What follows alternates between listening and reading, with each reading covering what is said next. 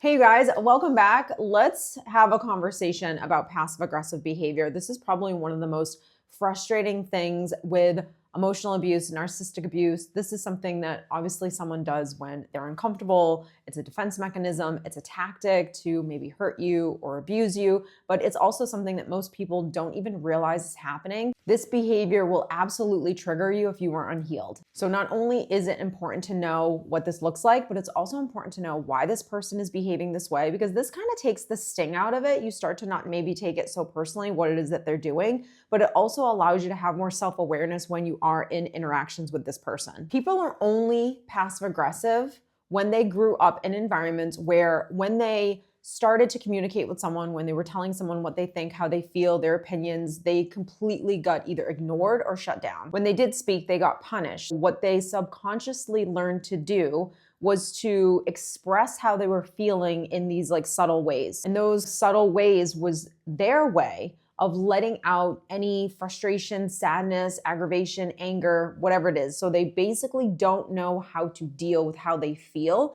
They were not taught that. They were not taught how to communicate how they feel because they were ignored or punished or dismissed. So there's two sides to this. There's the one side where this person didn't learn that it was okay to express that they're upset, that they're angry, how they felt, right? Because they were dismissed, they were punished. But then the other side of it is that they also didn't learn how to own their own feelings and deal with how they actually did feel. They don't know how to communicate how they feel, and they don't know how to deal with how they feel. All emotional abusive tactics are defense mechanisms based on this person being uncomfortable. Every single one. Silent treatment, passive aggressive, gaslighting, manipulation, all the things. Verbal abuse, physical abuse, it is all about feeling uncomfortable, not feeling like they have control, and not knowing what to do about it. Since this person is uncomfortable, they don't know what to do with how they feel. They don't probably even know what they actually feel, so they definitely can't express themselves. They need to relieve the pressure or the pain that they feel inside, so in order to kind of do that, they just unleash on you. Most people that are passive aggressive did not learn healthy communication, so they just avoid being able to speak about how they actually feel. They don't know how to handle disagreements. They don't know how to stay calm, because remember, they don't know how to handle themselves. They don't know how to handle their own feelings. They don't know how to hold on to themselves and take care of themselves.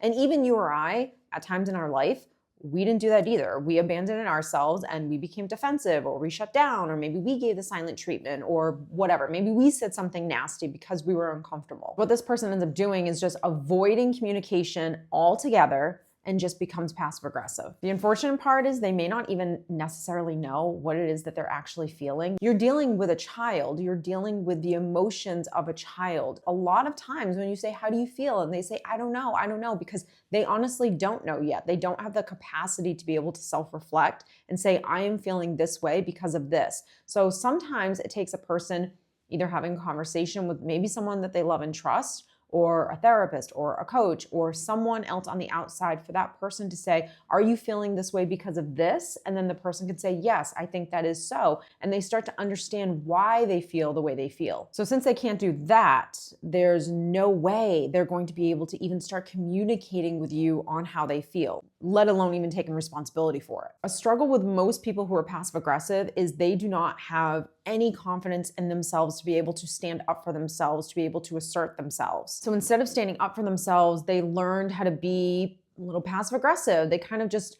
roundabout this issue or this feeling that they're having, but they don't really ever own it or assert themselves with it. They were programmed that when they feel something, they definitely can't express it, or if they do, they express it in a crazy unhealthy way, much like a child does. And then they don't take responsibility for those feelings. They just put those feelings on you. But since this person really fears rejection, because when you're growing up and you're being programmed and you're trying to assert yourself or speak your mind or speak your feelings, and you just learn that they just keep either getting ignored, shut down, dismissed, you get punished for them, all of those things, you will absolutely create a program that every single time I speak my mind or I want to speak my mind, I'm just not going to do that anymore, because you fear that rejection, you fear that judgment, you fear that punishment. But remember, defense mechanisms are all about relieving pain and pressure. They may not really want to open up either. And again, this is all stuff that's under the surface. They're not consciously aware of it whatsoever. But a lot of people, if they feel dismissed, or if they feel like when I have tried to voice my opinion, because remember, a lot of people too, before they become passive aggressive, they may have actually expressed themselves. Not every single person is just going to stifle themselves forever and ever. A lot of people will tell you maybe what they think or how they feel, but they're saying how they feel or what they want from a controlling standpoint, which is, of course, again, more wounds. If someone has felt controlled or dismissed in the past, they may use this passive-aggressive behavior to regain control. Now I have control over you. Now I'm the one in charge because I'm handling the situation. It also may be even a form of punishment, because a person who is passive-aggressive is a person that holds a ton of resentment. If I feel something and I don't express it, I don't know how to express it in a healthy way. I also don't know how to actually take responsibility for it at all either. I am going to build resent towards you because I'm putting you as the person that's responsible for me. So if I'm not happy, it's because of everything that you're doing. I don't know how to assert myself. I don't know how to take care of myself emotionally. If you're not expressing how you feel, that's going to build a ton of frustration. It's just going to keep building up. And then what happens is now you start hearing the sarcasm, the comments, the subtle little digs, those types of things. They might actually just completely withdraw altogether and give you the silent treatment, which is passive aggressive. Or they might stop talking to you, give you a little silent treatment, stop talking to you because not necessarily a form of punishment, but it's their way of communicating that they're upset rather than even confronting the issue altogether. When this happens, the person that's receiving this treatment is confused, because they don't understand why all of a sudden this person is going cold, this person's not talking, this person's being passive aggressive. They don't really even sometimes know what exactly happened, what went wrong, because they don't know how this person feels.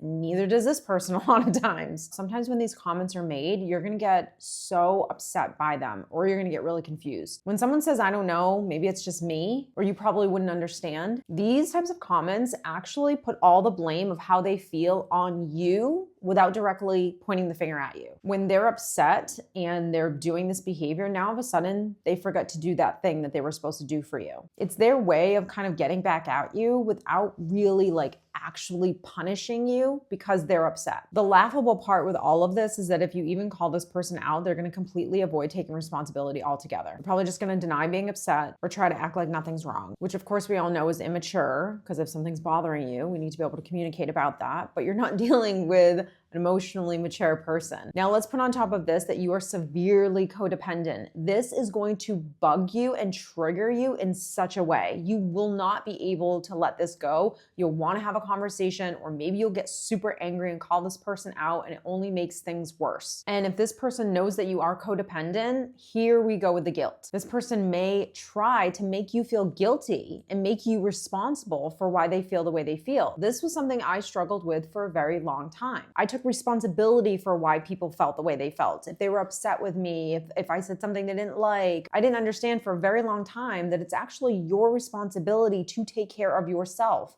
regardless of what I ever do or say. Depending on who this person is in your life is going to determine how you handle the situation. Obviously, if you're dealing with someone who is really narcissistic or completely wounded, where there's no way that they're going to take responsibility for themselves. There are some people that if you actually call them out and start to help them, and you call them out in a healthy way yourself, you're not going to be nasty as well. You're not going to stoop down to their level. But there are some people that if you learn how to do this in the right way, in the healthy way, they're going to see that if they start reacting the way they used to, that they're actually the problem. It really all depends on how healthy this person is. The first thing is you just never want to be confrontational. You never want to just blatantly be nasty and calling this person out. That doesn't help in any situation, let alone this. You have to remember, a lot of the times this person doesn't even know what's actually bothering them that's causing them to feel the way they feel. And even if they do have any kind of an inkling as to why they feel the way they feel, they don't understand how to take care of themselves and what to do about it. Boundaries is important. Boundaries allows you to assert yourself in a healthy way. You're also detaching from that codependent need that the way they feel is your responsibility. It's not. If this person is semi-healthy, you could maybe start to ask them questions that will help them to understand more of what they're actually feeling and why they're possibly feeling it. What are you really feeling? What's really bothering you? What just happened a little bit ago? Just start to get the dialogue going where it creates a little bit of an open space where they can learn or start to practice communicating with you, and that you actually won't ignore or dismiss them, because remember, that is the program that they have in the back of their mind. The hardest thing with this is you staying composed. Again, I think boundaries and responding and not reacting, those are like one of the two biggest topics that we talk about everywhere, because those two things mean that you have control over yourself, and it's very hard to do at times. You staying composed, you not getting nasty yourself, you not getting passive aggressive, you not kind of just throwing this person back, whatever it is that they're giving you. That's hard to do sometimes, especially if this person doesn't like what you have to say or they are getting nasty. For me, it always helped understanding why this person's behaving the way they do. It's also important to understand the people in your life, whether it's a partner, a family member, someone that you work with. Everyone is wounded, and the way they handle those wounds are called emotionally abusive tactics. And not every person is going to use every single tactic under that umbrella. So once you start to learn that when this person gets uncomfortable, what is the number one thing, the go-to thing that they do when they get uncomfortable? Do they become defensive? Do they shut down? Are they passive aggressive? Do they try to manipulate you? Like, what do they try to guilt trip you? Are they gaslighting you? Like, what is there's always two things, but there's always one really big one that they do when they're uncomfortable. And for you, if this person is passive aggressive, when they get uncomfortable, this is the stuff that you have to understand. When you know what they're doing and why they're doing it, you immediately stop taking it personally, and that's when you can handle yourself very differently. Thank you so much for joining me this week. I hope you enjoyed this video. I hope it gave you everything that you were looking for it to give you. Please comment down below if this is something that you've dealt with in the past, and how have you dealt with it? How have you changed in the way that you used to respond to this person versus your old self? I would love to know down below. Thanks so much, you guys. I'll see you next week. Take care.